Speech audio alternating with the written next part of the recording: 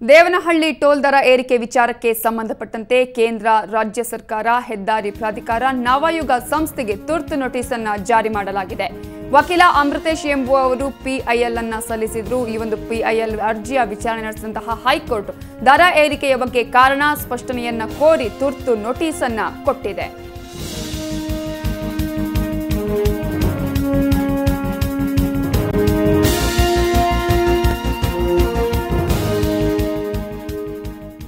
ಈ ಬಗ್ಗೆ ಮಾತನಾಡೋದಕ್ಕೆ ನಮ್ಮ ರಿಪೋರ್ಟರ್ ಮಸೂದ್ ಈಗ ದೂರವಾಣಿ ಸಂಪರ್ಕದಲ್ಲಿದ್ದಾರೆ. ಮಸೂದ್, ಇವತ್ತು ಹೈಕೋರ್ಟ್ ಈಗ ಯಾವೆಲ್ಲ ಅಂಶಗಳನ್ನ ನಮೂದಿಸಿ ಈ ಒಂದು ನೋಟಿಸ್ ಅನ್ನ ಜಾರಿಗೊಳಿಸಿದೆ, ಹಾಗೆ ಈ ನೋಟಿಸ್ಗೆ ಎಷ್ಟು ದಿನದ ಒಳಗೆ ಉತ್ತರಿಸೋದಕ್ಕೆ ಸೂಚಿಸಿದೆ?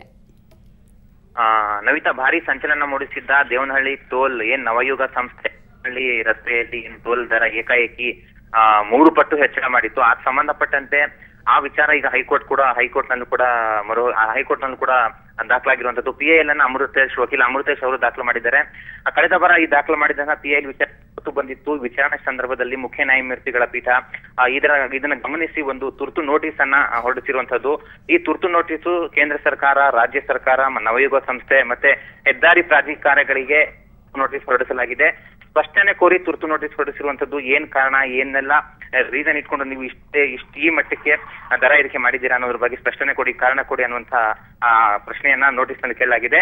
ಅವರು ಮುಂದೆ ಅಂದ್ರೆ ಈಗ ಸದ್ಯಕ್ಕೆ ರಜಾಕಾಲ ಇದೆ. ರಜಾಕಾಲ ಮುಗಿದ ಬಳಿಕ ತಕ್ಷಣವೇ ರಿಪ್ಲೈ ಕೊಡಬೇಕಾಗಿದೆ. ಹಾಗಾಗಿ ವಿಚಾರಣೆಯನ್ನ ಸದ್ಯಕ್ಕೆ ಮುಂದೂಡಿಕೆ ಮಾಡಿದ್ದಾರೆ. ಆದ್ರೆ ಯಾವಾಗ ಮುಂದೂಡಿಕೆ ಮಾಡಿರೋದ್ರ ಬಗ್ಗೆ ದಿನಾಂಕ ಇನ್ನೂ ಕೊಟ್ಟಿಲ್ಲ. ಇವರು ವಕೀಲ ಅಮೃತೇಶ್ ತಮ್ಮ ಅರ್ಜಿಯಲ್ಲಿ ಏನ್ ಕೇಳಿದ್ದಾರೆ ಅಂತಂದ್ರೆ, ಏಕಾಏಕಿ ಸುಮಾರು 2 ರಿಂದ 3 ಪಟ್ಟು ಹೆಚ್ಚಳ ಮಾಡಿರುವಂತದ್ದು. ಇದು ಸಾರ್ವಜನಿಕರಿಗೆ, ವಾಹನ ಸವಾರರಿಗೆ ಬಹಳ ಕಷ್ಟ ಆಗಿರುವಂತದ್ದು. ಹಾಗಾಗಿ ದರ ಏರಿಕೆ ಇಳಿಸುವಂತೆ ಆದೇಶ ಮಾಡುವಂತೆ ಕೋರಿ ಇವರು ಪಿಐಎಲ್ ಸಲ್ಲಿಸಿರುವಂತದ್ದು. ಸಂಬಂಧಪಟ್ಟಂತೆ ಮುಂದಿನ ವಿಚಾರಣೆ ದಿನಾಂಕ ಇನ್ನೂ ಗೊತ್ತಾಗಿಲ್ಲ. ಈ ತಿಂಗಳಲ್ಲಿ ಈಗಾಗಲೇ ರಜಾಕಾಲ ಇರೋದ್ರಿಂದಾಗಿ ರಜಾಕಾಲ ಮುಗಿದ ಬಳಿಕ ಅದು ಮತ್ತೊಮ್ಮೆ ವಿಚಾರಣೆಗೆ ಬರೋ ಸಾಧ್ಯತೆ ಇದೆ. Navitha, okay, thank you Masood ಡೀಟೇಲ್ಸ್ಗೆ.